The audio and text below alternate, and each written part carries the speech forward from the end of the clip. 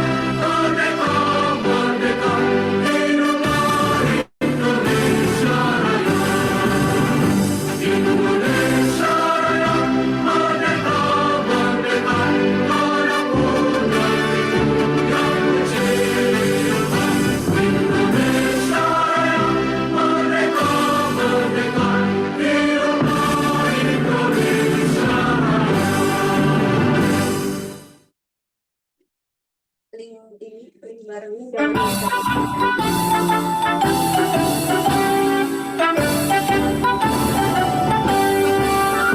Telkom University, sinergi bangun negeri, maju dalam ilmu pengetahuan. Satukan tekad bersama, padukan langkah, bawa bangsa menuju garis depan.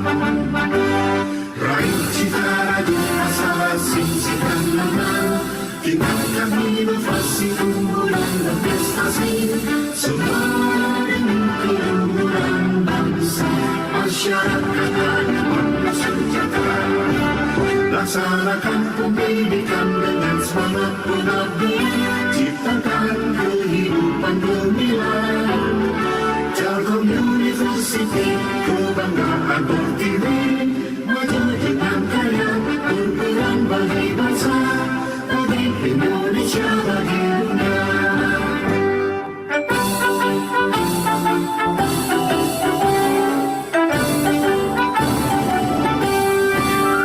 Telkom University, sinergi bangun negeri, maju dalam ilmu pengetahuan. Satukan tekad bersama, padukan langkah, bawa bangsa menuju garis depan. Raih cita raju asa, singkirkan lengan, tingkatkan inovasi, unggulan berprestasi, semua demi keluhuran bangsa, masyarakat adil sejahtera. Laksanakan pendidikan dengan semangat pengabdian, ciptakan kehidupan gemilang. Telkom University, kebanggaan Pertiwi, maju dengan karya, berperan bagi bangsa, bagi Indonesia, bagi dunia.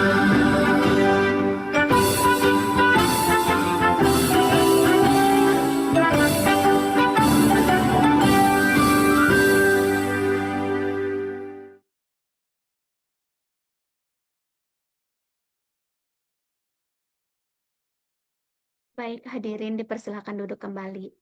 Selanjutnya, acara berikutnya yaitu sambutan dari Kepala Program Studi Teknik Informatika Universitas Telkom, Direktorat Kampus Purwokerto, atau yang mewakili kepada Ibu Isna, dipersilakan. Oke, terima kasih Mbak Siti atas waktunya. Assalamualaikum warahmatullahi wabarakatuh. Salam sejahtera untuk kita semua. Yang saya hormati narasumber kuliah umum malam ini, Pak Hardiansah Eskom Mkom, serta rekan-rekan mahasiswa yang saya banggakan. Puji syukur kita panjatkan kehadirat Allah Subhanahu wa Ta'ala.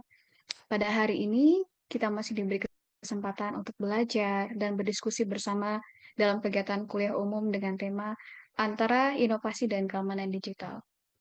Rekan-rekan mahasiswa, saat ini kita hidup di era yang sangat dekat dengan teknologi. Hampir semua aktivitas kita, baik itu belajar, bekerja, berkomunikasi, bahkan mengambil keputusan, tidak lepas dari sistem digital.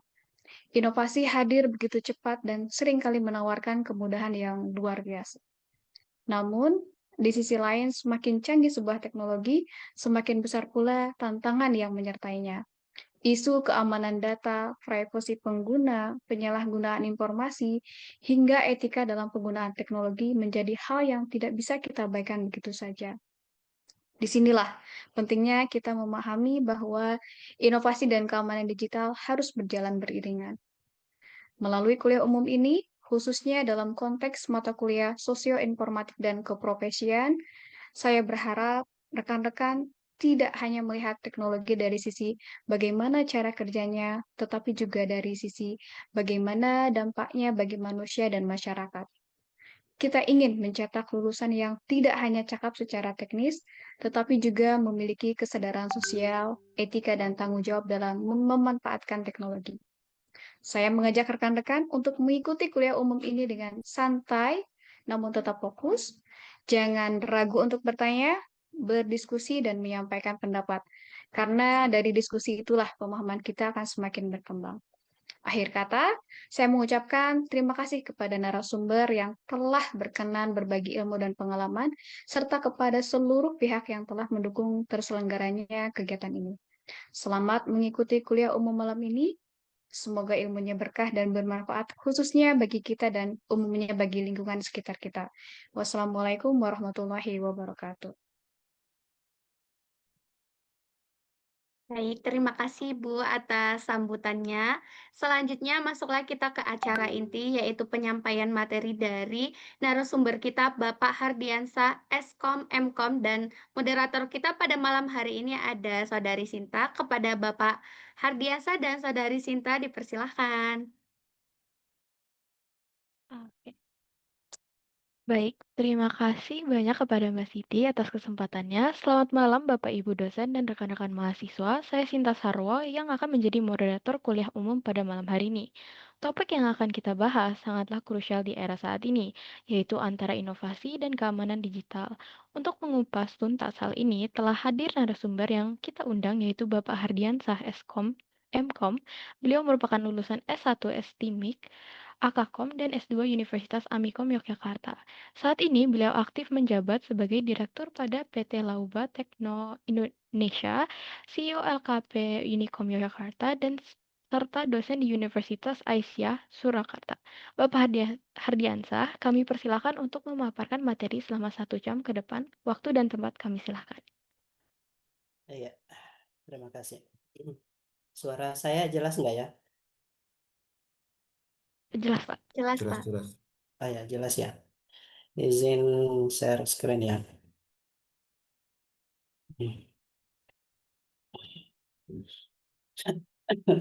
Ya, Bismillahirrahmanirrahim. Assalamualaikum warahmatullahi wabarakatuh. Selamat malam semuanya.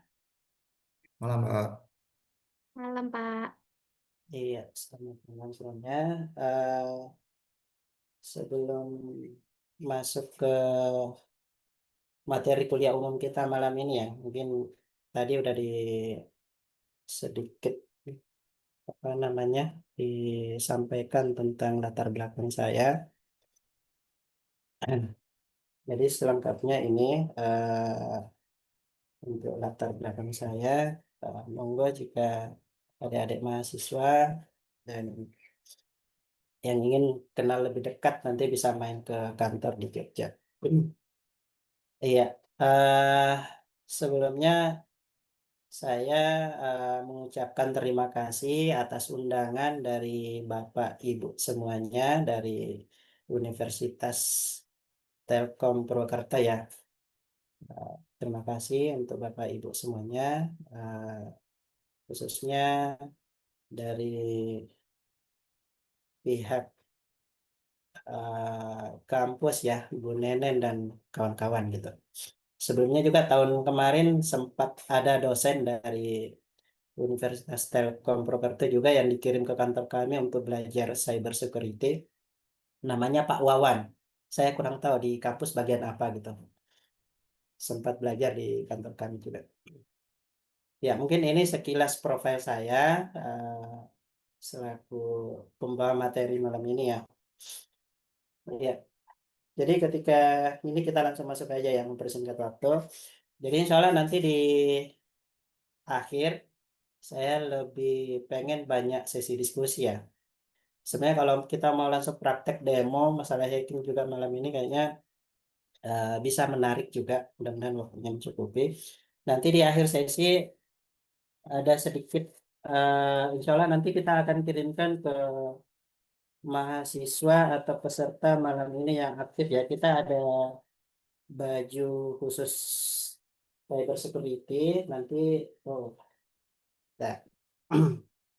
Saya coba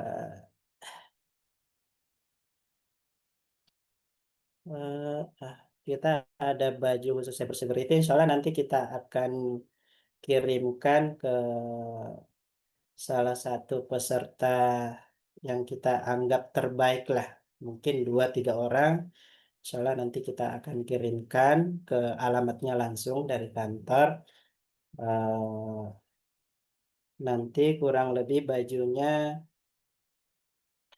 seperti ini. Bentar ya. Hmm, hmm. Maaf ya, karena nggak terbiasa pakai Zoom. Biasanya pakai Google Meet. Ini saya coba matikan dulu. Oh, iya. Ini ya bajunya nanti terblur ya. Backgroundnya. Tapi nanti di akhir ya. Selengkapnya nanti kita fokus ke materi dulu. Soalnya itu sebagai cenderamata penghargaan untuk nanti adik-adik yang aktif ya mengikuti dari awal sampai akhir.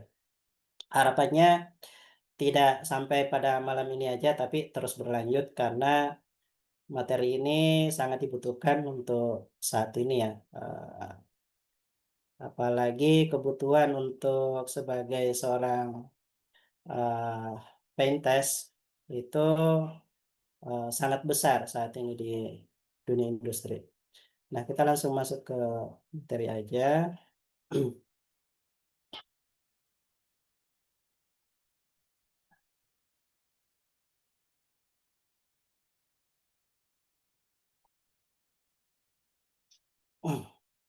Maaf, layar saya udah muncul ya? Suara saya juga udah jelas. Sudah, Pak. Iya. Sudah, Pak. Ya, ketika kita berbicara antara inovasi dan keamanan digital, kalau kondisi saat ini itu masih lebih cepat, lebih besar inovasi itu daripada keamanan digital itu sendiri. Buktinya kan sampai sekarang itu khususnya sistem yang ada di pemerintahan kita sendiri itu masih sering kena eh, masih tembus ya. Artinya dari sisi pemerintah kita itu khususnya ini saya berbicara dari segi government dulu, pemerintah itu inovasinya udah bagus banget, ada EKTP dan sebagainya. Ada apa itu? Ada dari sisi IoT dari di Polri itu ada anjing robot itu ya yang sempat viral itu dan sebagainya. Itu nanti insya kita bahas tuntas juga. Kebetulan saya baru-baru balik juga dari 4 negara termasuk dari China, uh, melihat langsung terkait perkembangan IoT di sana, robotika ya di sana. Soalnya nanti kita bahas lebih dalam. Nah, inovasi. Jadi kalau kita berbicara inovasi, tentunya ada 3 aspek ya yang perlu uh, kita ingat. Yang paling utama itu kalau kita berbicara inovasi tentunya berupa ide terbaruan ataupun hasil pengembangan dari ide sebelumnya, yang tentunya di tengah-tengah masyarakat itu bisa diterapkan gitu. Dalam rangka apa? Untuk efisiensi dan kenyamanan, atau lebih dari segi manfaatnya itu yang paling saya bold di sini ya, yaitu efisiensi dan kenyamanan kita. Kenapa? Karena dengan adanya inovasi itu kita semakin dimudahkan gitu. Seorang dosen di saat mau menyampaikan materi apa aja gitu. Tentunya untuk mendapatkan referensi saat ini tidak perlu terlalu capek ya ke perpustakaan ke sana kemari. Kalau kita dulu di tahun 2000-an waktu kuliah mau nyusun artikel ilmiah aja itu capek banget. Harus ke antar kampus, cari ke UGM dan sebagainya untuk cari referensi mengenai karya ilmiah yang akan kita terbitkan. Kalau sekarang tidak ada ChatGPT dan sebagainya, itu sudah sangat memudahkan. Apalagi sumbernya udah ada, udah disertakan ya sumbernya dari mana dan sebagainya. Nah, itu inovasi. Cuman eh, kita tidak apa namanya tidak terlepas juga dari segi keamanan ya. Nanti kita akan bahas. Nah, ini beberapa contoh hasil inovasi yang ada saat ini mungkin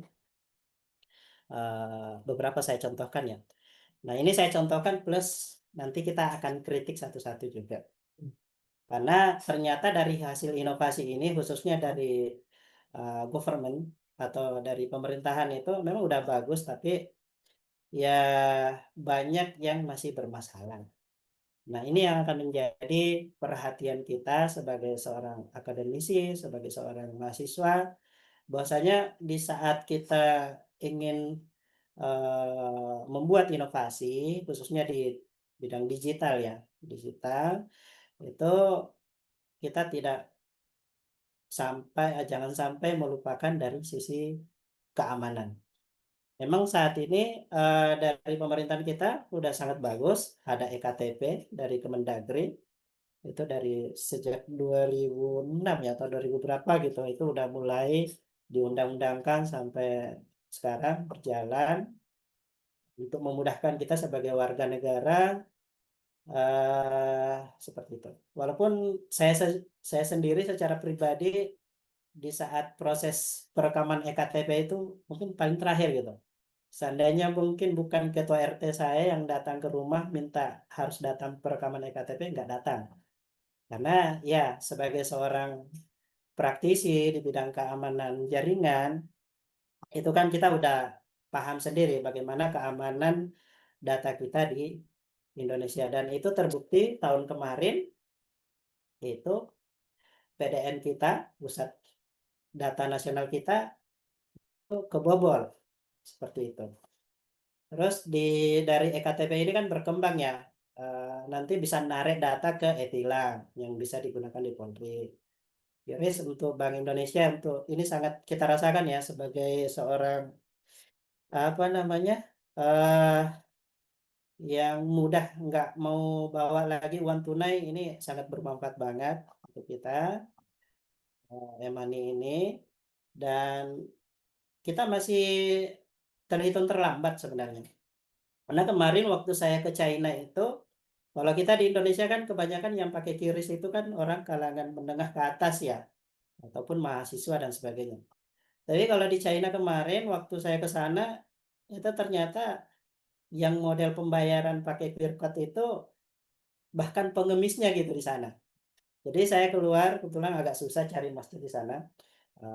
Setelah keluar dari masjid, itu ternyata yang tukang minta-minta itu kalau kita di sini ya, itu ternyata kalungnya QR code untuk bisa pakai Alibaba Pay sama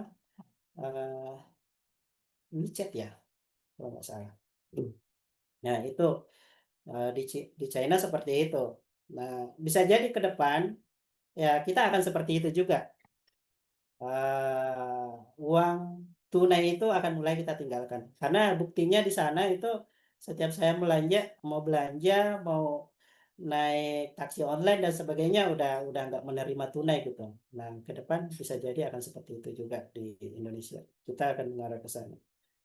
Ada robot anjing, ada mobile banking ya untuk memudahkan.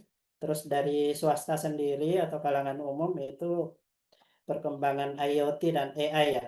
AI itu udah masuk semua, ada Gemini, ada ChatGPT dan sebagainya, ada Canva dan lain-lain.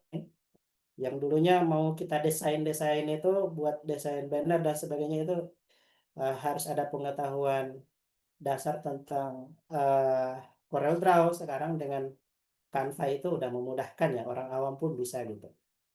Ada e-commerce yang ibu-ibu sekarang, saya di rumah itu hampir tiap hari itu ada paket gitu datang. Ini berkat e-commerce ini. Nah, yang berkembang juga di sana itu yang ini saya lihat dari yang saya kunjungi ya. Kebetulan kan saya terakhir kemarin itu dari Hong Kong, Macau, China. Yang paling maju memang China. Nah, itu untuk mirip-mirip kita lah. Kalau yang agak perkotaan itu mau makan aja itu udah pakai GoFood. Kalau di sini kan yang paling ramai itu Shopee Food ya. Nah, itu di sana sama. Ramai banget. Udah makin malas lah orang keluar kalau cuma untuk makan gitu. Lebih banyak pesan lewat online. Itu ada ojol dan sebagainya. Nah, ini dari beberapa contoh hasil inovasi ya, dan masih banyak ya, masih banyak. Nah, ini kenapa saya sampaikan beberapa contoh inovasi supaya kita sebagai generasi yang masih muda ya, untuk masih panjang lah arah kita ke depan, ini bisa jadi contoh untuk kita bahwasanya jangan sampai ketinggalan, minimal ngikutin gitu. Dulu itu saya benci banget pakai QRIS. Tapi belakangan jadi ribet gitu loh. Tanpa itu tiba-tiba mau bayar habis makan nggak bawa duit atau nggak cukup, dengan adanya cukup bawa HP udah registrasi, udah memudahkan. Nah, itu.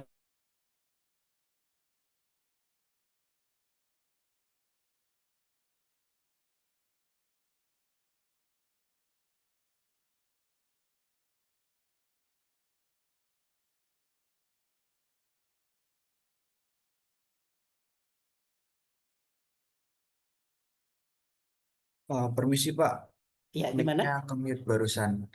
Mic-nya belum. Oh, gitu. Baru mati ya? Iya baru aja. Iya, Pak. Sekarang Baru udah aja on ya? lagi. Iya. Oke, saya coba aktifkan dulu.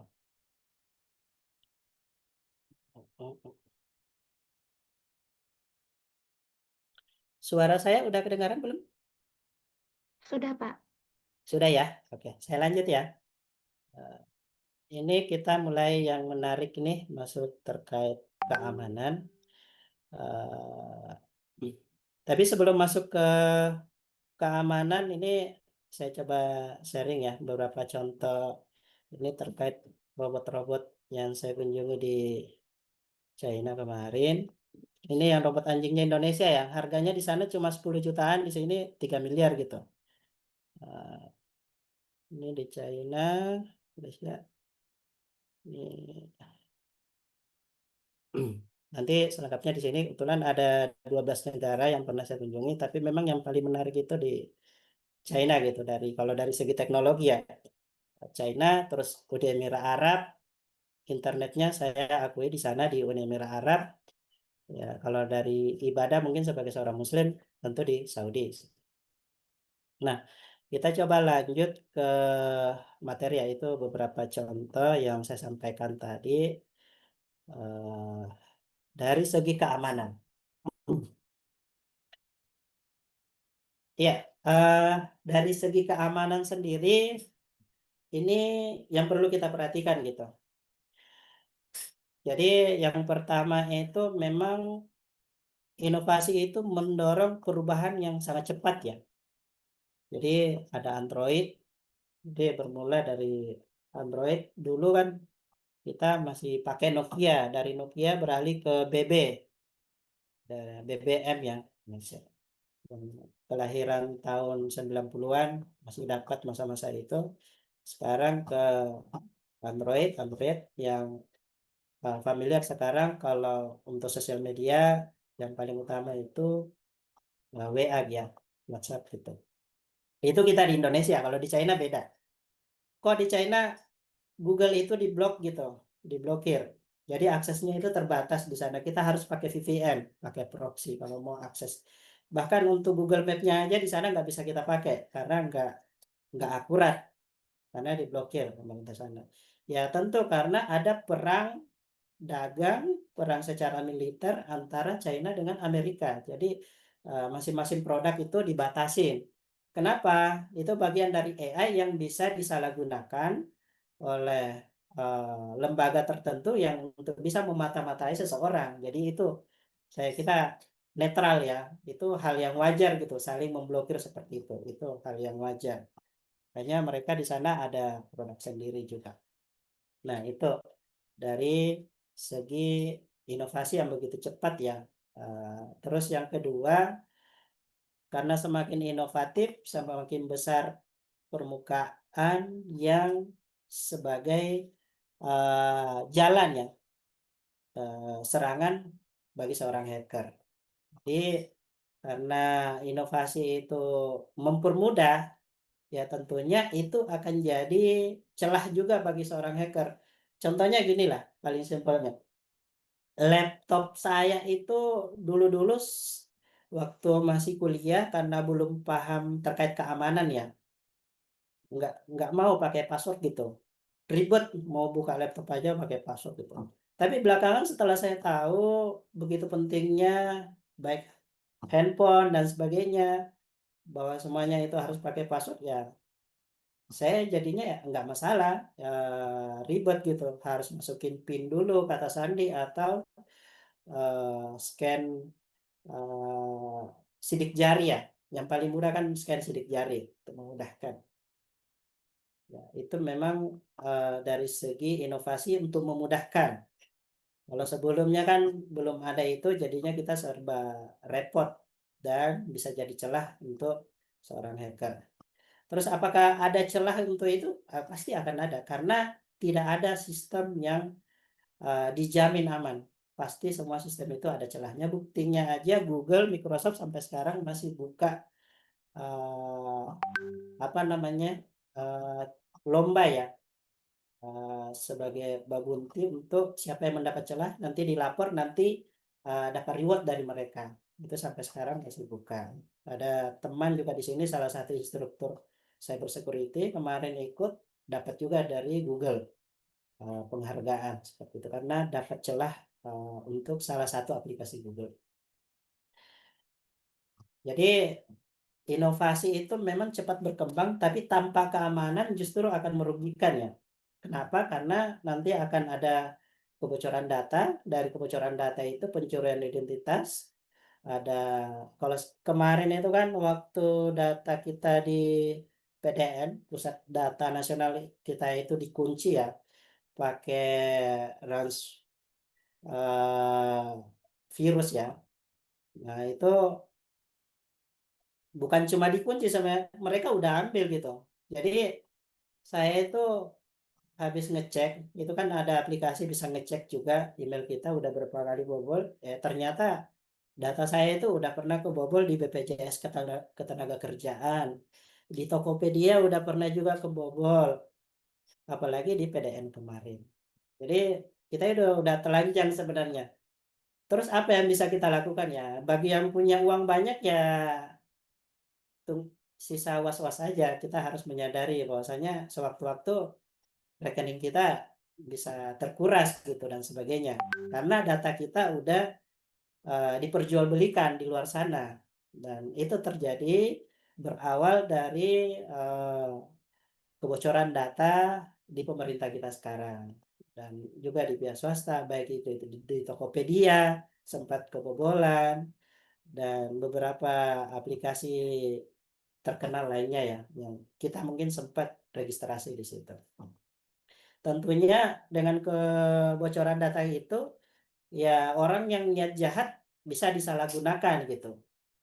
Ya, niat jahat itu banyak ya. Ada karena sakit hati, karena alasan politik dan sebagainya. Contohnya kemarin waktu heboh-hebohnya cebong dan kampret. Nah, itu kan sempat tuh sebelum pemilu ada cebong kampret tuh.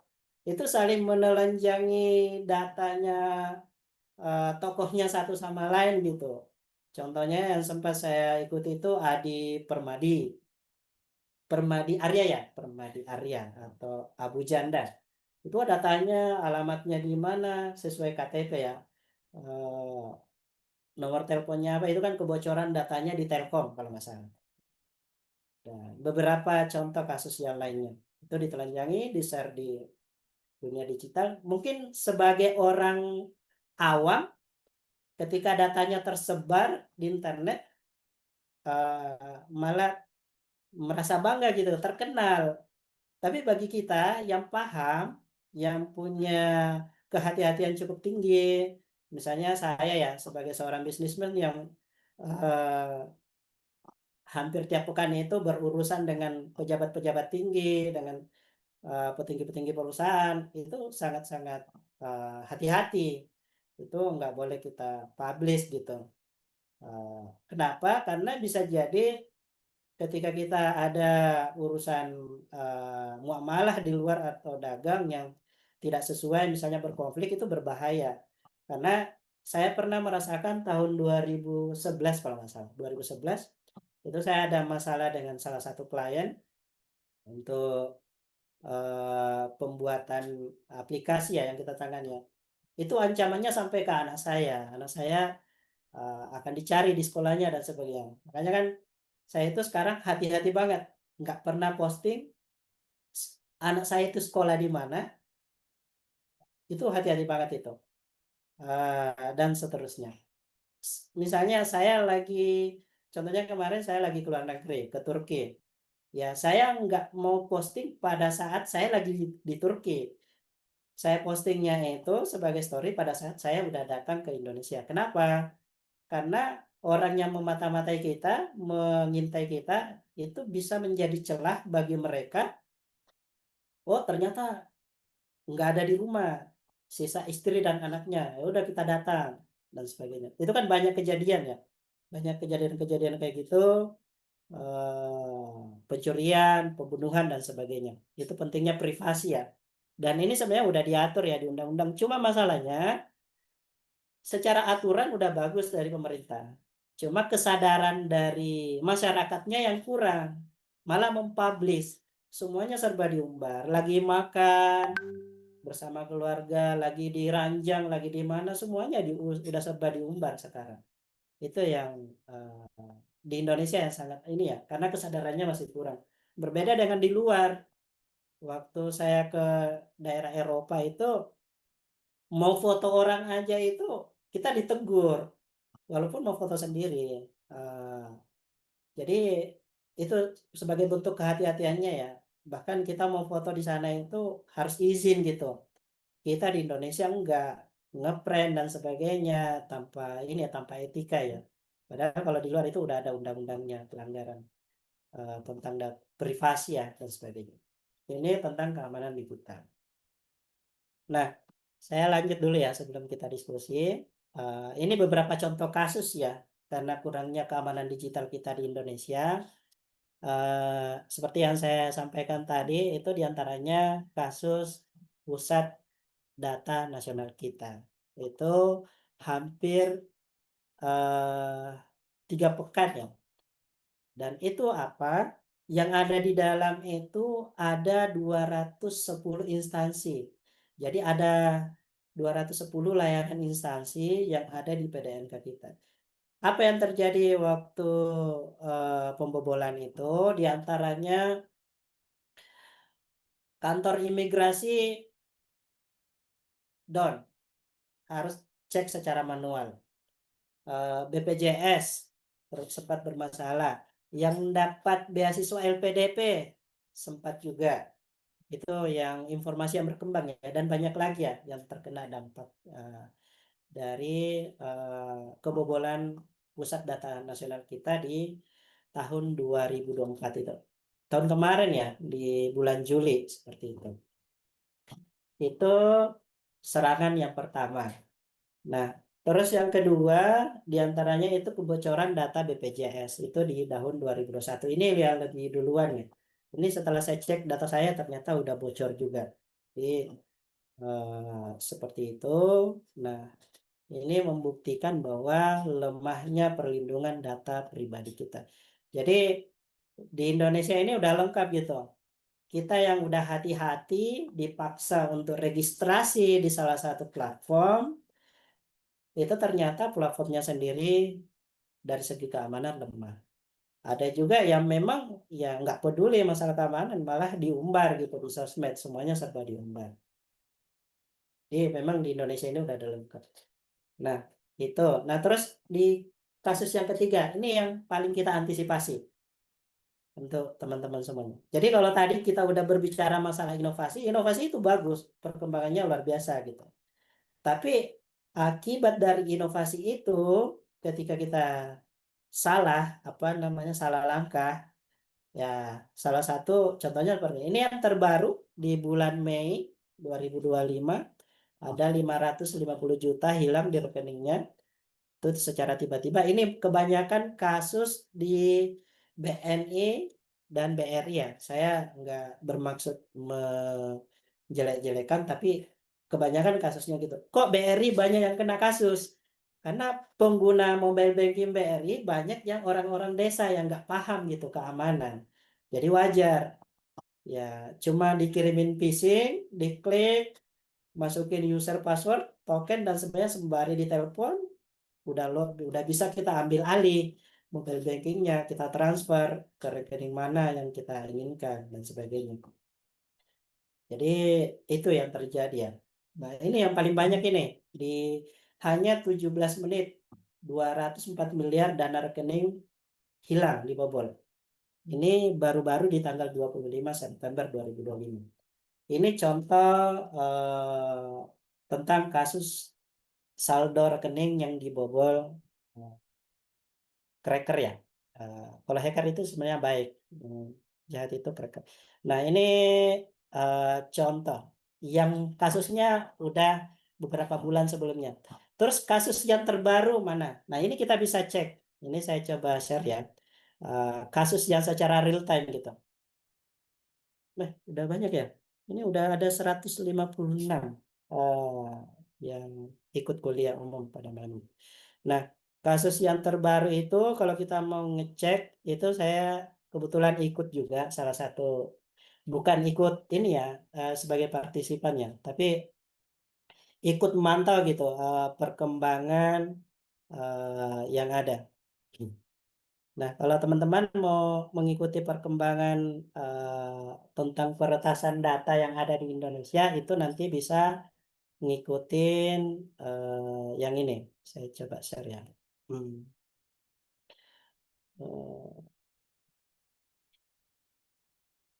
Saya coba buka dulu.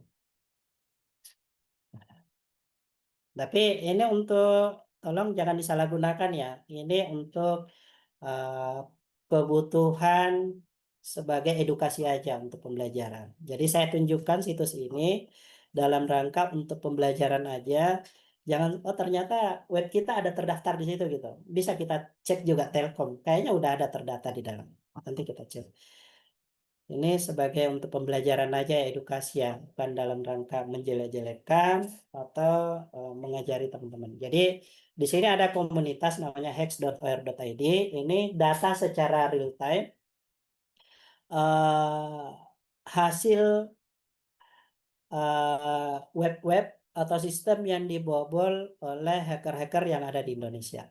Nah, biasanya kalau yang terkenal itu kita masuk di spesial di sini. Nah, ini contoh beberapa web yang baru kebobol. Ini kampus ini seleksi masuk. Jadi kalau udah satu subdomain kayak gini kebobol, udah bisa langsung semuanya ya. Jadi ini Ini contohnya. Saya ada tim juga di dalam. Ini banyak banget ini. Ini terbaru semua ini hari ini. Ini tanggal 29. Kita 29 sekarang ya. Baru jam 5 tadi. Ini kita coba kampus ya atau sekolah. Ini sekolah SMP Bojongburu Gede. Ini masih ke-hack ini. Ini beberapa contoh kerjaan orang-orang galau di luar sana ya. Ini sekolah SMP Negeri 1 Bojonggede. Banyak ini. Nanti kalau misalnya mau ngecek apa namanya situs tertentu, misalnya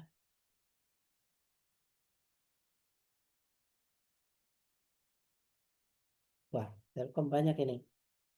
Ini data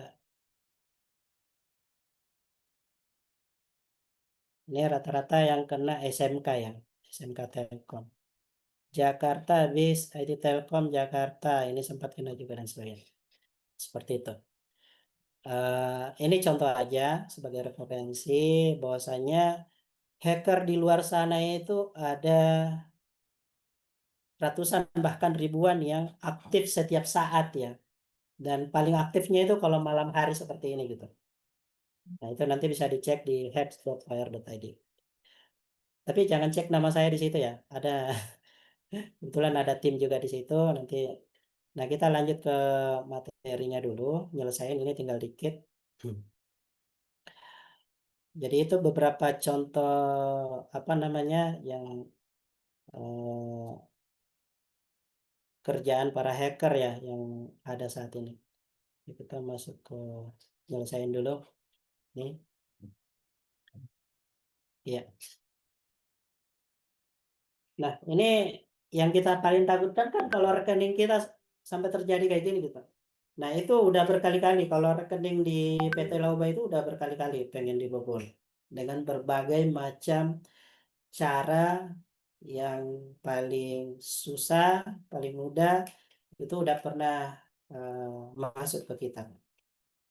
Nah, ini ada beberapa contoh apa data ya, data hasil kasus scam rekening Bank di Indonesia itu ternyata sampai 16 Oktober 2025 itu hasil laporan ini yang lapor ini. Belum lagi yang nggak mau lapor gitu, nggak mau ribet, nggak mau bayar ke kepolisian dan sebagainya. Itu ada 299.000 laporan yang diterima oleh OJK. Sedangkan catatan dari Kementerian Komunikasi dan Informatika RI ini di tahun 2004 aja itu ada 527.000 laporan penipuan online yang terjadi dari 2017 sampai 2014 dan banyak kasus lagi ya. Ini kalau udah menyangkut masalah duit ya kayak gini nih. Ya, dan itu kerugian totalnya diperkirakan menurut OJK itu udah sekitar 7 triliun. Mudah-mudahan para peserta yang hadir di sini ada 150-an peserta ya, partisipan ya yang ikut kuliah umum pada malam ini nggak pernah kena. Kalau ada yang pernah kena mungkin bisa sharing juga biar jadi apa namanya pembelajaran untuk kita untuk lebih hati-hati lagi. Pada intinya terkait kasus seperti ini maka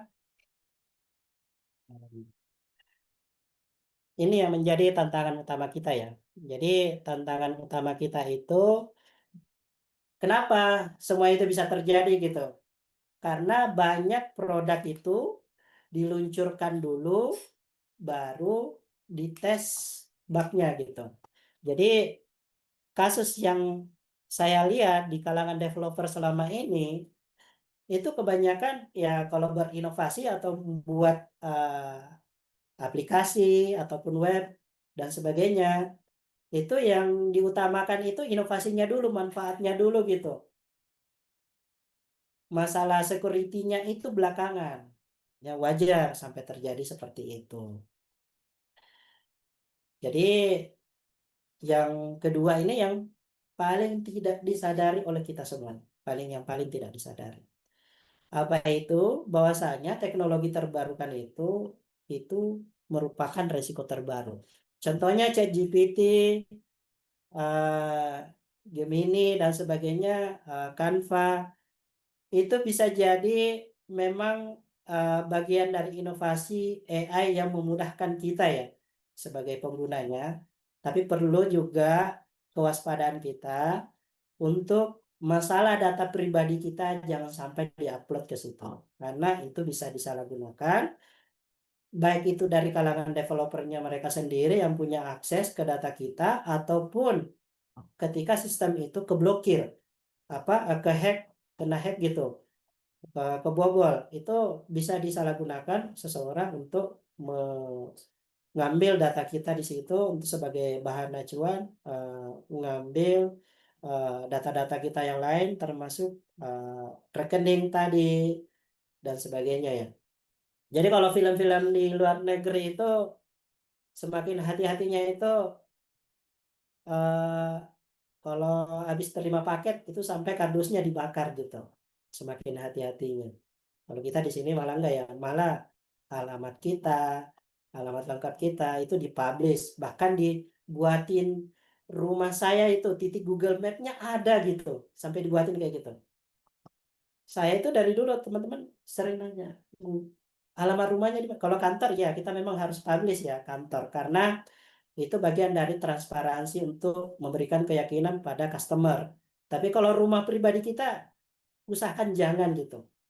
Oke lah, mungkin sekarang kita belum terkenal, tapi suatu saat nanti kita terkenal, banyak yang tidak suka atau iri hati dengan kita, itu bisa disalahgunakan untuk melacak kita, untuk keamanan keluarga kita, anak kita dan sebagainya. Makanya kita tetap harus berhati-hati ya, khususnya terkait AI yang baru-baru ini gitu. Jangan sampai data-data pribadi pun diupload ke situ gitu.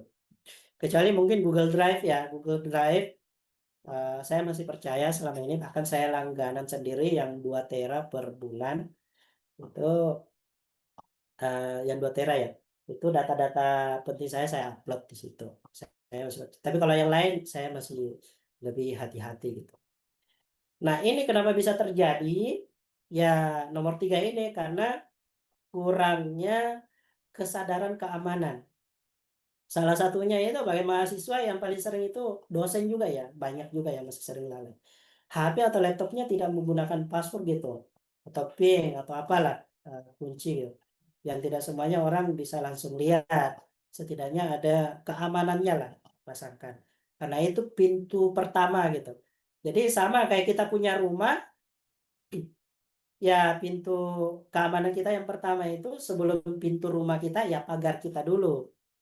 Ya, biasakan kunci pagar dan sebagainya itu sebagai bentuk ikhtiar kita ya, bentuk apa namanya, karena kita cuma akan dimintai area yang kita kuasai, yang kita, karena insya Allah kita akan tidak menyesal di lain hari ketika kita udah parkir baik-baik motor kita di dalam rumah, kita udah kunci pagar, kita udah kunci, tiba-tiba hilang.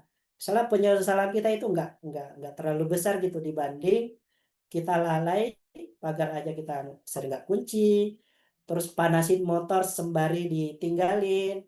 Ada kasus baru-baru salah satu keluarga saya. Jadi kebiasaannya itu tiap pagi sebelum berangkat kerja motornya dipanasin dulu di depan rumah. Sembari dipanasin, dia masuk.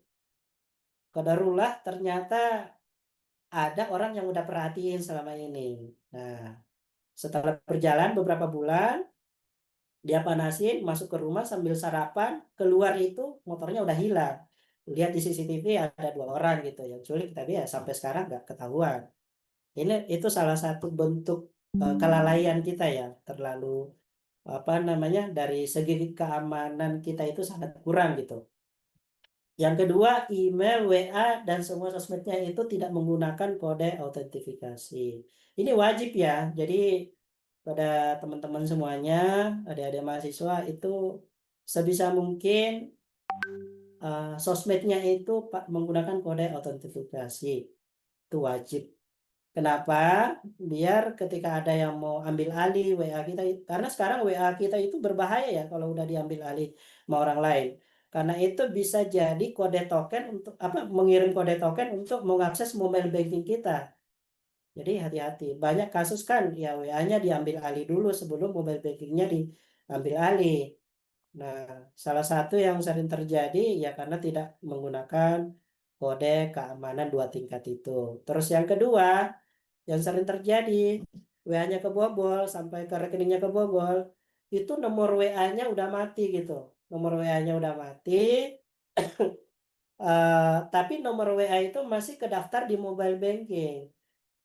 Padahal di Grafari, di provider itu, kalau udah lewat 3 bulan udah nggak bisa diaktifkan, itu akan menjadi nomor baru.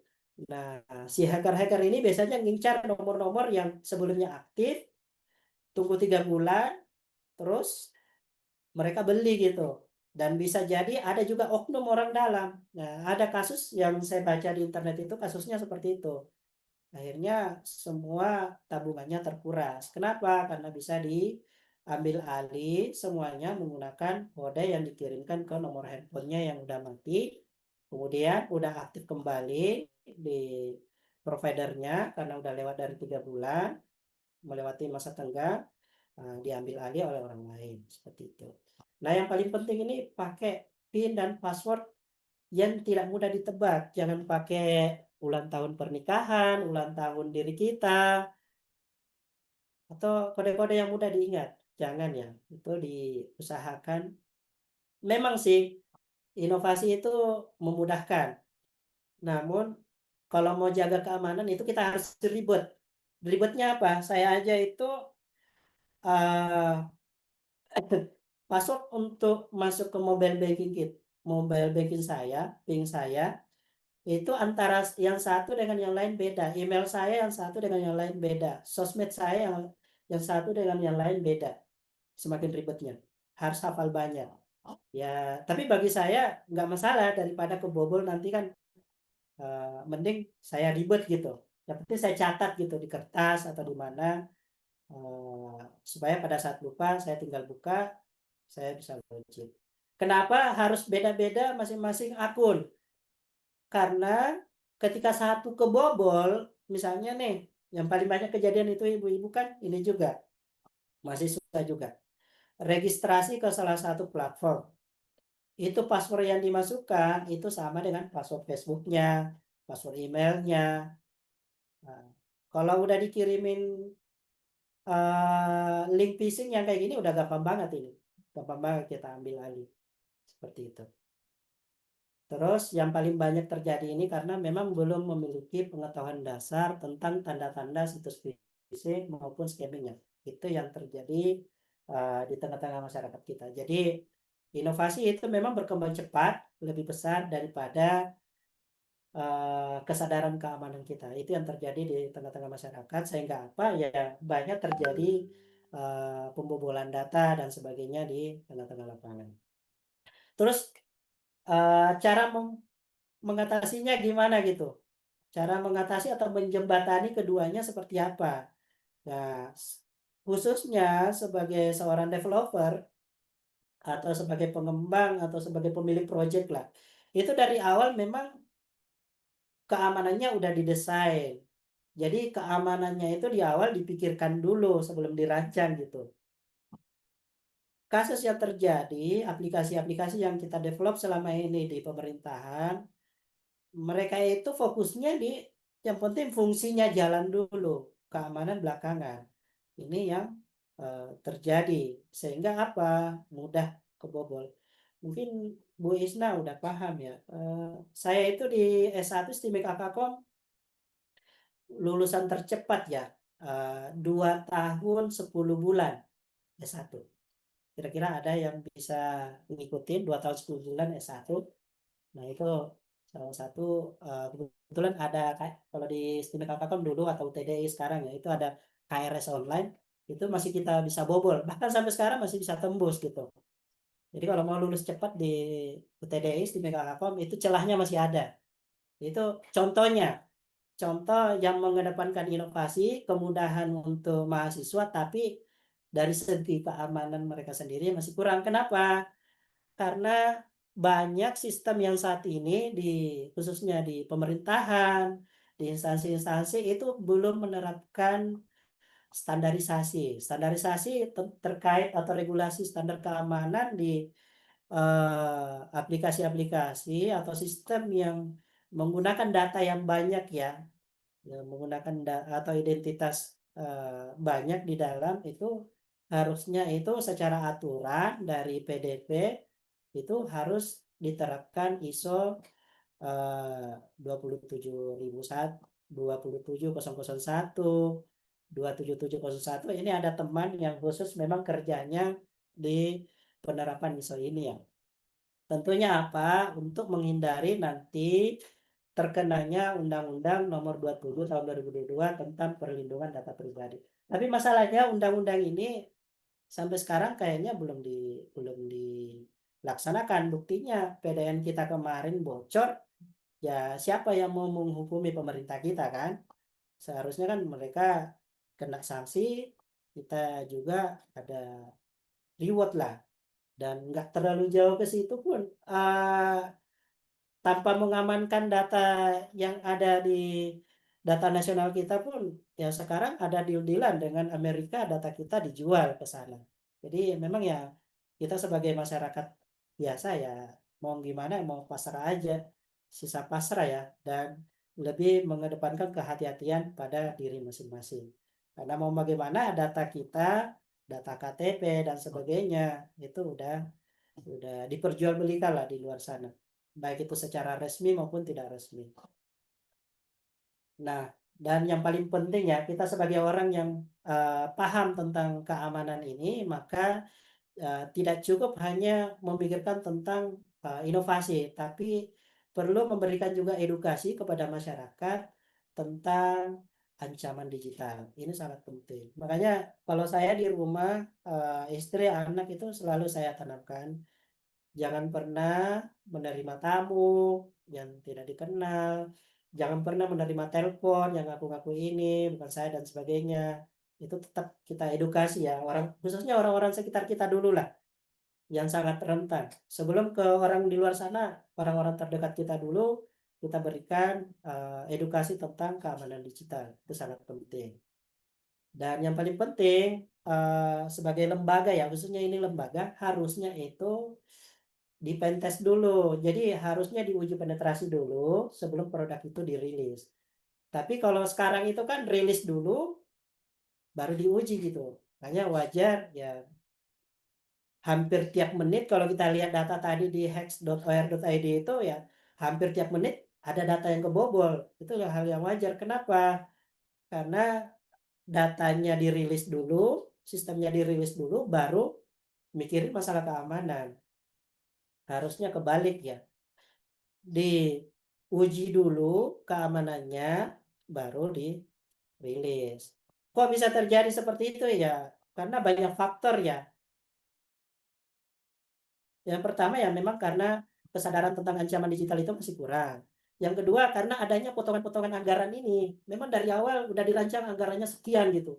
Udah ada tentang keamanannya di dalam. Tapi karena kepotong masuk ke pos-pos tertentu, akhirnya sampai di bawah ya yang sampai cuma ke developernya aja. Developernya ya udah cuma terima seadanya ya. Mereka juga buat seadanya. Jadi wajar sampai terjadi hal-hal yang kita lihat tadi ya, kita tidak inginkan seperti tadi, seperti itu. Nah, mungkin sebagai penutup ya, sebelum kita diskusi lebih jauh, bahwasanya inovasi itu memang merupakan mesin kemajuan ya, tetapi tanpa keamanan digital, inovasi itu dapat menjadi ancaman bagi penggunanya. Makanya keduanya itu perlu keseimbangan. Supaya apa? Kepercayaan di tengah-tengah masyarakat juga itu terbangun gitu. Mungkin sekian dari saya, Bu moderator. Kita masuk ke tanya jawab. Silakan saya kembalikan ke moderator. Terima kasih. Baik, terima kasih Bapak Hardiansa atas materinya. Untuk Q&A sessionnya ini kita ada 30 menit. Mungkin untuk pertanyaannya 3 pertanyaan atau gimana Ibu Isna?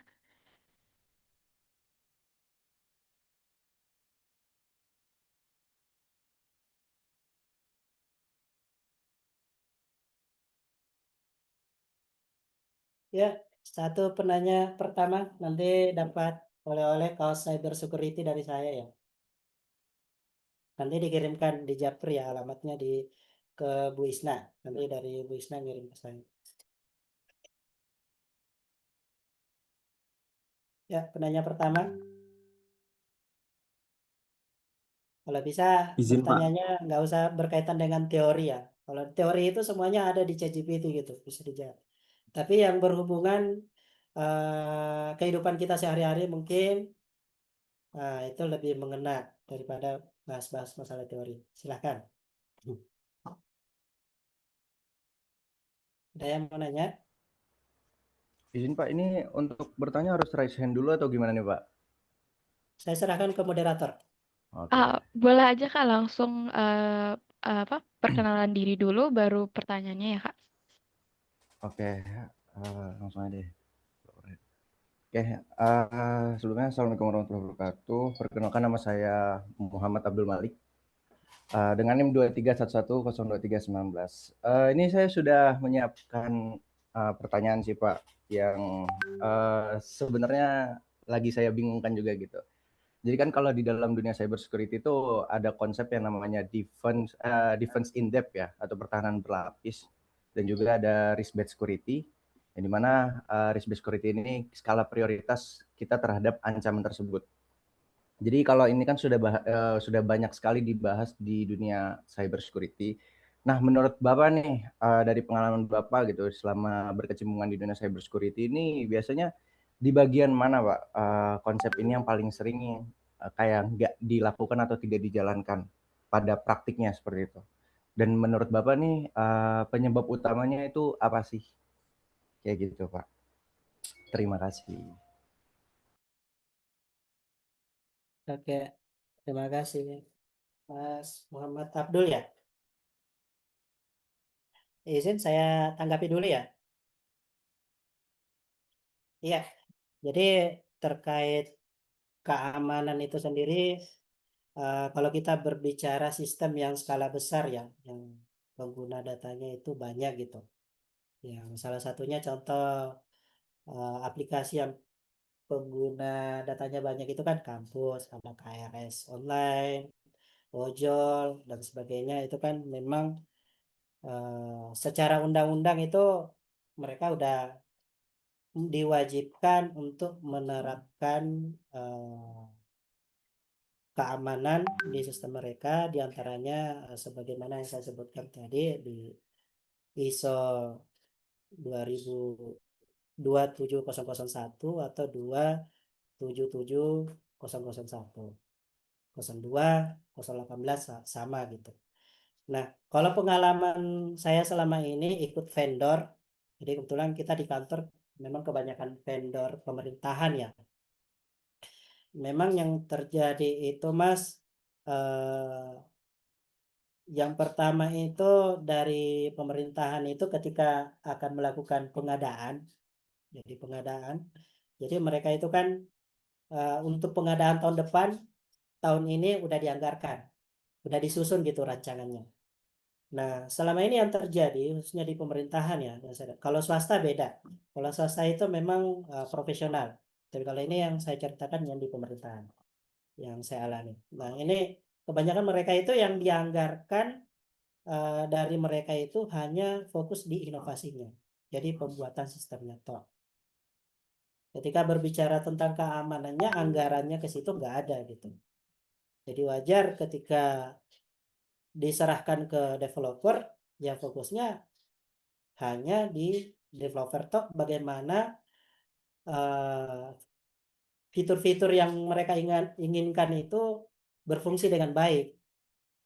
Tidak berbicara ini udah di paint test belum, udah diuji coba belum, udah menggunakan standarisasi keamanan ISO berapa dan sebagainya, itu nggak ada. Nah, itu yang saya alami di pemerintahan. Berbeda dengan swasta ya. Kalau swasta itu memang profesional, jadi mereka memang mau keluar duit banyak, tapi memang dibagi. Jadi setelah aplikasi jadi, sistem jadi, itu manggil lagi pihak ketiga. pihak ketiga sebagai kalau istilah proyek di jalan itu pengawas ya. Bayar lagi pihak ketiga sebagai pengawas itu yang akan melakukan penetrasi. Jadi kalau di dunia cyber security itu kan terbagi dua, Mas. Ada blue team, ada red team. Kalau blue team itu lebih ke arah pengamanan, kalau red team itu menyerang. Jadi sistem-sistem yang mau diuji coba ini gimana dia caranya bisa bobol gitu, nyerang maksud. Kalau blue team ini bagaimana caranya bertahan gitu. Nah itu yang jadi bedanya gitu tergantung. Kalau instansinya swasta yang saya dapati selama ini memang di awal dari segi keamanan itu udah dianggarkan. Jadi memang yang di pemerintahan ini memang kebanyakan dari segi anggaran tidak dianggarkan dari awal. Biasanya dianggarkan setelah kejadian, Mas. Jadi setelah terjadi kayak PDN kemarin dan beberapa kasus yang lain, kampus-kampus mungkin setelah terjadi barulah dikeluarin karena memang ketika kita berbicara anggaran keamanan digital untuk penerapan ISO dan sebagainya itu kan biayanya mahal ya, puluhan sampai ratusan juta, bahkan miliaran gitu. Nah, itu yang kadang mereka karena faktor efisiensi plus potongan-potongan itu dari berbagai pos, akhirnya ya terjadi seperti itu. Akhirnya apa? Yang jadi korban ya kita sebagai masyarakat, kita sebagai pengguna. Karena kita kenapa bisa jadi korban? Kita serba salah gitu. Enggak registrasi kena penalti. Contohnya kan misalnya kita tidak daftar BPJS kesehatan. Dipersulit, nggak bisa urus paspor, nggak boleh nikah dan sebagainya. Sedangkan apa? Track record sistem BPJS kesehatan kita sendiri udah pernah kebobol. Jadi ya kita sebagai masyarakat jadi serba salah, jadi korban dari sistem seperti itu. Ya paling itu Mas yang bisa saya sampaikan sebentar.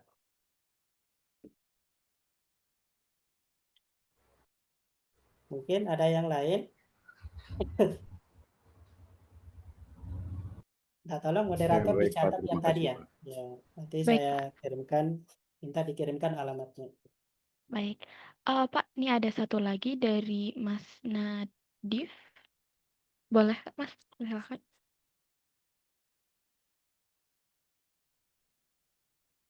Boleh, silakan. Dari mana? Baik, sebelumnya izin memperkenalkan diri terlebih dahulu ya Pak. Nama saya Ya. Nadif Atazaki, mahasiswa Telkom dari Telkom University Purwokerto, angkatan 23, Prodi Teknik Informatika.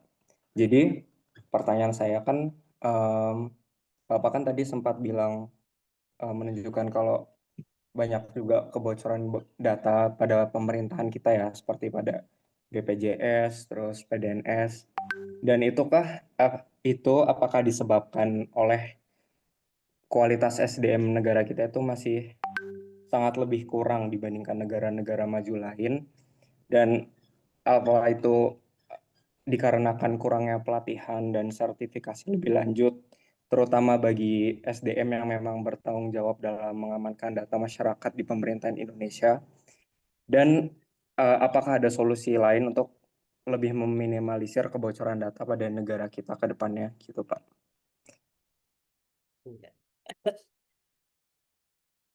Pertanyaan kedua dari Mas Nadif ya, Atazaki. Betul.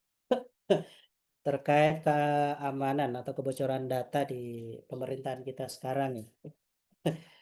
Artinya pertanyaannya tadi, apakah dari segi SDM dan solusinya apa gitu. Jadi yang pertama kalau berbicara SDM kita banyak alhamdulillah orang-orangnya ahli Mas. Jadi teman-teman saya yang kerja sebagai cyber security itu ada kantornya di Kuala Lumpur, ada yang kerja di Kanada dan sebagainya. Kalau SDM insya Allah nggak diragukan lah kalau Indonesia kalau masalah SDM. Kalau nggak percaya nanti masnya bisa mantau di hex.or.id tadi itu. Itu kan salah satu SDM yang bisa kita manfaatkan yang saat ini karena galau nggak difasilitasi kerjanya membobol ke sana kemari. Jadi itu kerjanya mereka ya. Itu yang ada di HEX, itu kejahatan cyber yang terpublikasi dan terorganisir. Dan bagi sistem yang udah masuk ke situ, udah dilaporkan di situ, contohnya yang sekolah itu tadi, nanti akan dibobol lagi oleh hacker-hacker yang lainnya. Jadi kalau ada hacker satu udah berhasil masuk, kelemahannya itu akan dimasuki lagi oleh hacker-hacker lain. Makanya biasanya satu situs atau satu sistem yang kebobol itu banyak identitas hacker di dalam. Seperti itu. Jadi kalau berbicara masalah SDM di Indonesia, insya Allah mumpuni lah. Dan lembaga-lembaganya juga yang resmi banyak. Ada PT Sysbreaker Indonesia, ada PT Security Indonesia. Itu teman-teman semuanya yang dari satu kampus ya. Yang sebelumnya kerja di Tokopedia, Gojek, kemudian di Traveloka, kemudian bentuk perusahaan sendiri yang bergerak di bidang keamanan itu. Itu teman-teman bisa cek Sysbreaker sama Nemo Indonesia. Itu salah satu perusahaan yang insya Allah bisa terpercaya. Nah, itu dari segi SDM, insya Allah nggak diragukan. Tapi yang kedua itu cara atau bagaimana mengurangi dampak dari itu sebenarnya tadi udah saya sampaikan ya di materi ya. Saya coba ulang lagi. Jadi di sini itu sebenarnya simple sebenarnya. Sorry. Jadi yang paling penting di nomor 2 ini. Jadi kalau yang pertama itu sebagai pemilik proyek atau tender itu ketika menganggarkan untuk pembuatan sistem itu harusnya bukan cuma menganggarkan bagaimana agar aplikasi itu jalan, tapi udah ada standarisasi keamanan juga di dalamnya. Nah, itu harusnya seperti itu. Nah, biasanya untuk pengetesan seperti itu, paint testnya itu kita menggunakan 2 perusahaan, Mas. Jadi satu perusahaan khusus developer ngedevelop, satu perusahaan khusus untuk paint testnya. Jadi paint test ini akan membuat uji coba keamanan. Nanti dalam waktu 30 hari misalnya dia gunakan, nanti akan dia susun laporannya. Oh, ternyata laporan kelemahannya ada di sini, bug-bugnya ada di sini gitu. Nah, nanti dari situ dikirim lagi ke pihak developer. Kenapa? Kalau developer sendiri yang membuat, developer sendiri yang ngetes, itu pasti seperti yang terjadi sekarang. Karena seorang manusia itu kan kalau tidak bercermin tidak bisa melihat telinganya sendiri kan, hidungnya sendiri. Kenapa? Karena udah pusing mikirin gimana codingannya, disuruh juga mikirin keamanannya. Makanya sistem-sistem yang keamanannya sekarang itu yang teruji ya, kayak tiket.com itu kan udah pernah kebobol juga. Bahkan dibobol sama anak kelas 2 SMP gitu. Nanti bisa cek di internet. Itu kerugiannya sampai 2 miliar. Nah, mereka itu menerapkan sekarang ya developernya mereka sendiri, tapi untuk dari segi keamanan itu biasanya menggandeng pihak ketiga untuk melakukan pentest, penetrasi. Nah, dari situ akan ada laporan masuk, dari laporan itu kemudian diperbaiki bug-bugnya itu. Makanya pentingnya itu sebenarnya dari segi regulasi dan standar keamanan dari pemerintah itu, undang-undang kita itu sebenarnya udah sangat bagus dengan mewajibkan para pengguna ini para pemilik aplikasi inilah itu penerapan ISO 27001, 27701, 27018. Isinya apa nanti teman-teman atau ada semuanya bisa cek di ChatGPT ya. Ketika aja ISO 27001 apa aja diantaranya yaitu tentang keamanan data customer di dalam dan bagaimana penerapannya seperti itu. Jadi kenapa masih terjadi sampai sekarang? Kesimpulannya ada 2, Mas. Satu, memang dari segi pemilik tender sistem itu tidak menganggarkan dari awal atau kesadaran keamanannya itu sangat kurang. Yang kedua, karena tidak kesadaran keamanannya sangat kurang, makanya penerapan tentang regulasi atau standar keamanan ini diabaikan, nggak dilaksanakan. Jadi wajar sampai kebobol gitu. Nah, kita bisa lihat lah contohnya yang jalan sampai sekarang, ya bisa dilihat di sini kan, ini hampir tiap menit ini ada sistem yang kebobol gitu.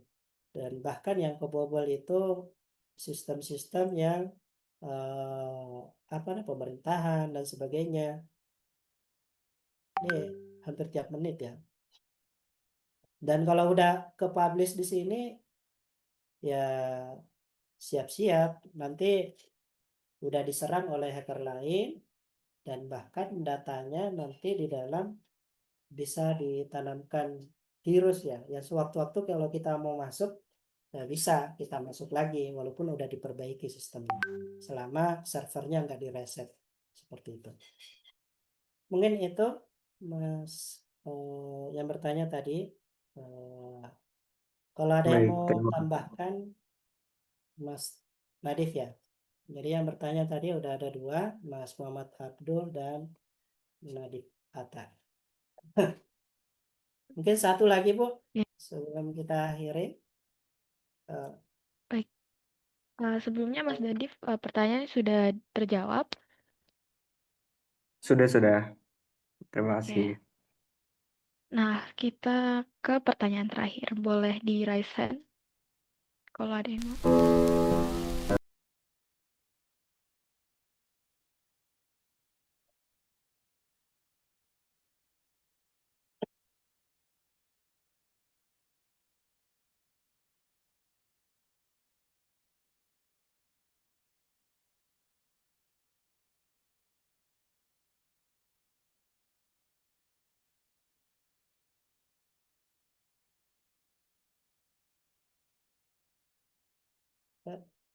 Silahkan.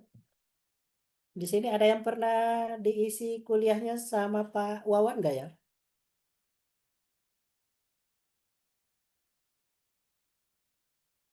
Halo? Ada Halo yang Pak. kenal Pak Wawan? Pak Wawan yang mana Pak? Belum pernah Nggak deh kenal ya? kayaknya saya Pak. Pak Wawan itu, Saya kurang kenal Pak. Ngajar mata bentar, kuliah apa Pak? Kalau boleh tahu. saya nggak paham beliau ngajar mata kuliah apa. Cuman pernah utusan dari apa ini,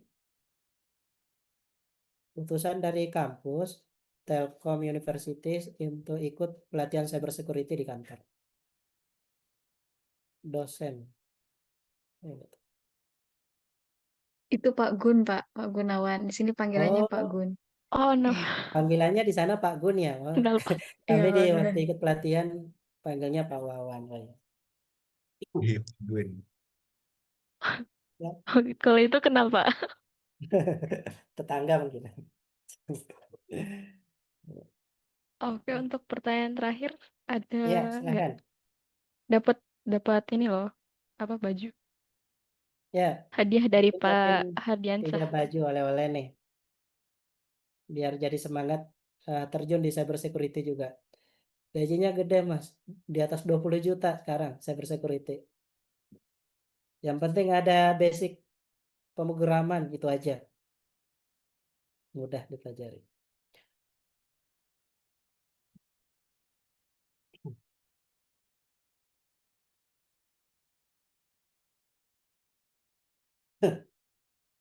Kayaknya nggak ada lagi nih Bu. Saya mau deh Pak. Isi Pak, saya mau Pak. Ya, silahkan. Oke, mohon izin sebelumnya perkenalkan nama saya Revan Karaisa Ramadan. NIM saya 231102205. Mungkin ini pertanyaannya agak keluar dari apa yang telah Bapak sampaikan gitu ya dalam perkuliahan tadi. Nah, di sini setelah saya ngedengar-dengar gitu dari penjelasan Bapak dan ditambah lagi di semester ini kami ada mata kuliah cyber security juga gitu. Nah, eh, pastinya ada sedikit-sedikit minat gitu Pak untuk mempelajari lebih dalam tentang eh, sekuritas gitu, cyber security. Nah, kalau menurut Bapak itu untuk pemula-pemula gitu mending itu mulai dari mana sih Pak gitu? Karena kan banyak banget nih tadi ada blue team, ada red team, apa-apa kita mendingnya mulai dari mana gitu Pak, biar minatnya bisa lebih gede gitu di sini. Terima kasih Pak. Ya, siap, siap. Kita mulai dari mana ya? Layar saya muncul ya? Muncul. Muncul Muncul. Pak. Slide-nya yang muncul ya? Iya. Jadi kalau yang ikut belajar cyber security di kantor kita itu biasanya ada yang 4 hari, ada yang kalau persiapan masuk ke dunia kerja itu 2 sampai 3 bulan ya. Nah, biasanya materi-materi yang mereka dapat itu ya pengenalan seperti yang hari ini ya. Pengenalan tentang ancaman dan sebagainya. Terus berikutnya itu, bentar ya. Eh,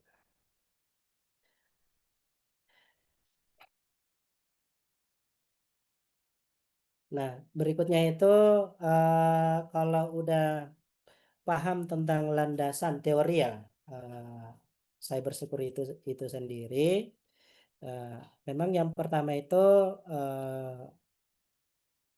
harus bisa minimal programming, harus bisa programming khususnya web ya, khususnya web. Terus yang kedua itu bisa perintah Linux lah, karena untuk kita bergerak di bidang cyber security itu kesehariannya itu menggunakan Linux.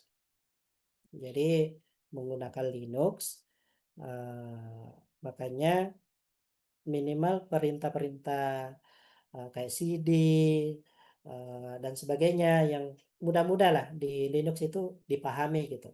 Cara copy data dan sebagainya, karena kita melakukan penetrasi itu menggunakan CMD. Kalau di Windows itu namanya CMD ya. Seperti itu. Nah, beberapa yang kita pelajari. Jadi kalau tadi udah ada basic pemrograman, khususnya di PHP dan database. Terus yang kedua di perintah Linux ya, bisa menjalankan Linux lah. Kalau udah itu, barulah masuk ke kita bahas satu persatu tahapan-tahapan teknik hacking ini. Di antaranya itu scale injection. Scale injection itu gimana caranya memasuki sistem seseorang itu dengan memanfaatkan kode dari SQL-nya melalui login-nya itu tadi, melalui dari form pendaftarannya. Jadi celah-celah login, form pendaftaran dan sebagainya yang bentuk-bentuk registrasi itu disitulah celahnya untuk skill injection. Dan diantaranya banyak lagi ya. Ini baru teknik yang pertama untuk web. Jadi kalau web itu web hacking ini yang biasanya ada beberapa teknik ini. Biasanya kalau di kantor ini yang ikut belajar itu satu kayak skill injection ya, khusus 1 hari bahas itu praktek langsung. Kita nyari target di hex.ir.id tadi yang udah kebobol, karena kalau udah sistem udah kebobol itu berarti kan ada celah yang mudah dimasuki oleh siapa aja. Jadi kayak rumah itu udah pernah dibobol maling, berarti kalau mau dibobol lagi udah mudah gitu, selama belum diperbaiki. Nah, contohnya kayak gitu. Ini yang pertama. Terus yang kedua itu kita praktek masalah spoofing dan beberapa istilah-istilah inilah ya untuk proses pensadapan. Nah, terakhir ada uh, dari tentara juga yang utusan dari BAIS ya, Badan Intelijen intinya badan intelijen dari tentara lah, BAIS. Itu diutus datang ke kantor kita khusus untuk mempelajari ini, yaitu bagaimana menyadap sebuah sistem atau perangkat orang lain. Nah, kalau di selanjutnya yang paling mudah bagi orang awam itu yang orang-orang ibu-ibu ya yang banyak kena mobile bankingnya itu yang ini, yang phishing ini. Itu diawali dengan social engineering. Jadi itu kan kita di grup-grup sering dapat tuh hadiah Shopee, hadiah Raffi Ahmad, dan sebagainya. Itu kan kalau diklik, masukin user, password, email, dan sebagainya. Nah, itu contoh-contoh web phishing ya. Nah, kemudian nanti akan ada scamming di dalam untuk melakukan penipuan dan sebagainya. Ini yang contoh untuk fundamental yang dipelajari selama kurang lebih 3 bulan kalau ingin mendalami ilmu cyber security, khususnya di kantor kita. Seperti itu. Nah, ini langkah-langkahnya. Biasanya kita buatkan langkah-langkah gini. Jadi kita langsung praktek hacking. Nanti kalau sudah, nanti kita lapor juga di sini. Jadi di sini kita udah ada tim juga, namanya LTI Cyber. LTI Cyber. Kita udah ada tim juga di sini. Nanti hasil web yang kita bobol nanti kita lapor. Nah, biasanya yang kita bobol itu web pornografi ya. Jadi kalau kita yang baik-baik kayak gini bukan web sekolah dan sebagainya, tapi biasanya yang kita bobol itu web pornografi atau penjual obat yang aneh-aneh itu loh. Nah, itu kita bobol, kita jadikan kelinci percobaan. Nah, biasanya ini kita pasang seperti ini sebagai identitas kita. Ini contoh aja. Seperti itu. Jadi langkah-langkahnya itu tadi Mbak. Pertama itu memang harus ada basic pemrograman dulu. Kalau boleh tahu yang ikut kuliah umum malam ini semester berapa ya Bu?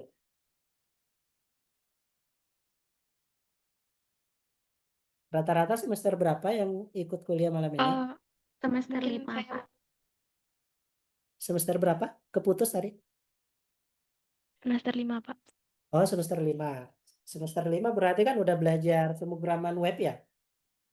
Nah, itu udah ada modal untuk melanjutkan. Apalagi sekarang untuk belajar cyber security itu kan udah mudah sekarang karena di internet pun udah banyak.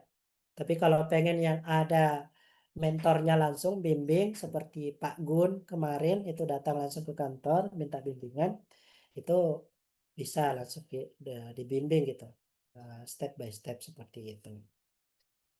Nah, kalau udah ada basic pemrograman, lanjut ke penggunaan Linux itu. Jadi pakai VirtualBox aja. Jadi pakai VirtualBox nanti biar Windows-nya nggak rusak. Jadi nanti dual OS.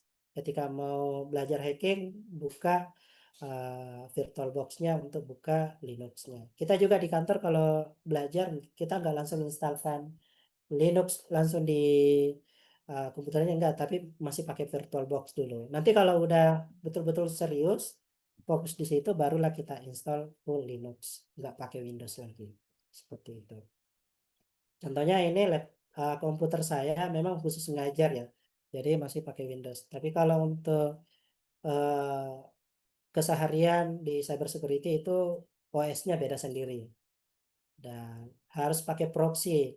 Kenapa? Kalau kita nggak pakai proxy, kita mudah dilacak. Jadi bisa aja kita yang kita lakukan itu udah benar, tapi bisa disalahgunakan untuk apa namanya mengenakan kita undang-undang gitu. Makanya kita keamanannya itu proxy, bisa pakai proxy Amerika dan sebagainya. Biar apa? Kita kedeteksinya itu di luar negeri bukan di Indonesia. Contohnya ini saya menggunakan IP Amerika. Terus identitasnya dari negara lain seperti itu. Biar apa kita nggak kelacak. Itu mungkin dari Mbak Raifanka Raisa. Atau ada yang mau ditanyakan lagi Mbak? Ada yang kurang jelas? Dari saya sebenarnya cukup sih Pak. Cuman kadang itu saya udah minder duluan. Soalnya saya kan makainya macOS. Sebenarnya mungkin itu bukan halangan gitu ya, Pak. Cuman gara-gara teman-teman kelas atau yang lain-lain gitu lebih ke arah Windows dan Linux gitu-gitu. Apalagi kalau di cybersecurity kan perlunya Linux ya, Pak. Nah, itu kadang saya suka minder duluan. Tapi sebenarnya itu tuh nggak ngaruh ya, Pak. Nggak maksudnya nggak bikin lebih tidak efektif gitu, tidak atau ngaruh sebenarnya, Pak? Nggak kan ya? Terkait OS-nya, Iya. ya biasanya untuk pemula tetap kita harus ini ya, apa namanya, supaya masih tetap bisa ngerjain apa, karena yang namanya migrasi langsung ke Linux itu kan berat ya, karena terbiasa di Windows. Jadi biasanya itu tadi pakai VirtualBox dulu untuk belajar. Kalau Bu Nenen Isna ini, kalau nggak salah dulu di Stimika Kakom itu udah ada mata kuliah sistem operasi sendiri, belajar Linux. Nggak tahu kalau di Telkom ada nggak mata kuliah sistem operasi sendiri yang belajar khusus Linux. Itu biasanya pilihan. Nah, Ada Pak, nanti ada ya. ada. Tapi lebih diajarkan seperti kayak remastering Linux gitu loh Pak. Hmm. Jadi, nah biasanya kalau saya dulu untuk mendalami Linux ikut komunitas. Jadi biasanya di kampus itu kan ada HMJ, himpunan mahasiswa jurusan, ada komunitas apa gitu. Nah biasanya di situ. Kalau memang nggak mau cari di tempat kursus. Karena jujur memang kalau dari kampus, ya mau nggak mau kampus itu kan dari segi kurikulum harus ngikutin kurikulum nasional ya. Jadi untuk agak melebar-lebar seperti itu ya agak susah memang. Kecuali dosennya yang punya inisiatif mau ngasih langsung gitu materinya. Makanya kan kalau kita di cyber security itu sendiri memang sebelum kita nerima siswa ada tanda tangan hitam di atas putih bermaterai. Bahwasanya ilmu yang kita kasih itu kita lepas tanggung jawab sebagai instruktur kalau disalahgunakan dan kita berusaha memahamkan untuk ilmu yang didapat itu jangan sampai disalahgunakan. Betul-betul kebutuhan untuk edukasi atau untuk kerja nanti, bukan untuk merusak. Karena cyber security ini seperti pisau ya, tajam gitu. Tergantung yang gunakan siapa. Nah, seperti kalau teman-teman yang lihat tadi di hacks.or.id itu kan orang-orang yang menggunakan pisau itu, ilmu cyber security itu untuk nakal, untuk merusak. Nah, itu contohnya yang seperti itu. Jangan sampai kita seperti itu. Tapi setidaknya tahu, oh ternyata ada komunitas seperti itu di internet. Biar tahu gitu. Sebagai ilmu. Mungkin itu yang bisa saya sampaikan. Saya kembalikan ke moderator. Silakan, Bu moderator. Baik, terima kasih, Pak. Baik, terima kasih kembali, Pak. Baik, untuk waktu diskusi dan sesi pertanyaan sudah selesai. Terima kasih sekali lagi untuk Pak Hardiansah atas materi tentang pentingnya keamanan cyber. Walaupun kita suka sama teknologi baru, tapi kita juga jangan lupa dengan keamanan data kita. Nah, untuk sesi selanjutnya akan saya kembalikan kepada MC kita, Kak Siti. Silahkan.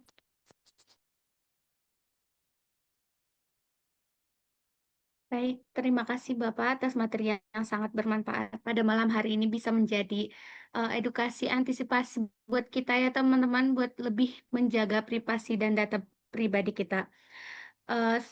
Mungkin selanjutnya bisa untuk sesi dokumentasi kepada teman-teman. Silakan bisa melakukan open kamera ya teman-teman. Sesi dokumentasi akan dipimpin oleh PDD kita. Silakan Mas Bayu. Saya webcamnya diaktifkan Cek, dan cek, tidak cek. aktif berarti dianggap nggak hadir ya Bu ya. Betul sekali, Pak. Kurangi nilainya, Pak.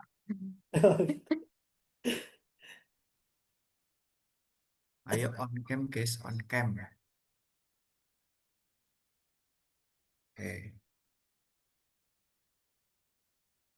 Satu, dua, tiga. Sebentar. Satu, dua, tiga. Wait, wait, wait.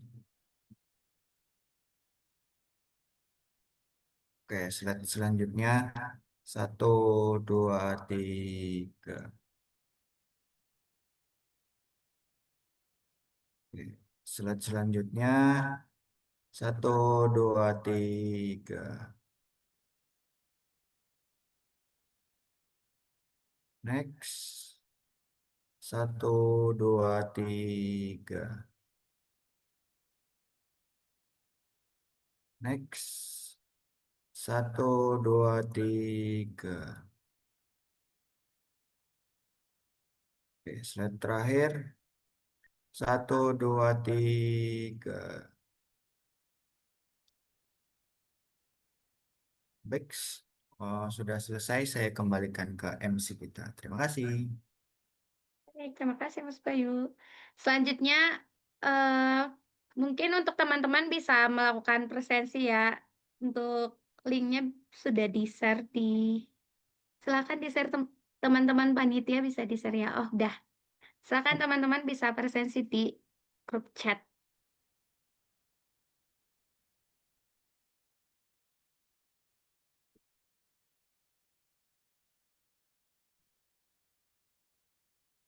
Iya, terkait nanti PPT-nya saya share nanti ke pihak admin ya yang menghubungi saya biar bisa dipelajari ulang. Sebagai closing statement juga untuk malam ini, sebagaimana yang disampaikan tadi dari Ibu Siti Madina, jaga privasi ya, jangan walaupun sebagai konten kreator tetap dibatasi gitu, area-area yang tidak boleh kita publish, seperti itu. Mungkin itu dari saya, terima kasih, izin pamit. Assalamualaikum warahmatullahi wabarakatuh. Baik, terima kasih Waalaikumsalam Bapak. warahmatullahi Waalaikumsalam wabarakatuh. warahmatullahi wabarakatuh. Terima kasih, Pak. Ya, terima kasih Mas Anca sudah berkenan meluangkan waktunya untuk mengisi materi di kuliah umum malam ini.